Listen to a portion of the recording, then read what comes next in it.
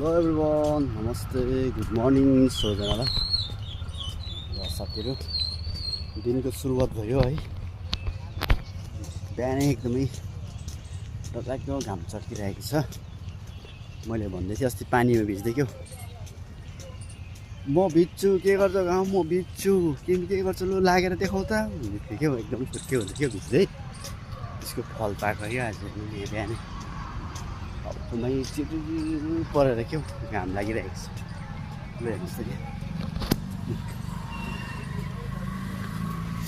निन्द्रा नपुगे जस्तो हुन्छ हो यो उसमा के नि, गरम दिनमा घरि बत्ती जान्छ हो, बाहिर 2-3 घन्टा बस्नुपर्छ, यस्तो साह्रो पर्छ क्या। विन्टरै ठिक छ, तर विन्टर खालि 2 महिना जस्तो मात्रै हुँदैछ यहाँ, गरम बेसी क्या। पानी त पर्दैन नि त बर्खामा, खै पानी पर्ने हो नि त्यसलाई, खै पानी धेरै परेको छैन साथी हो, गरम मात्रै छ।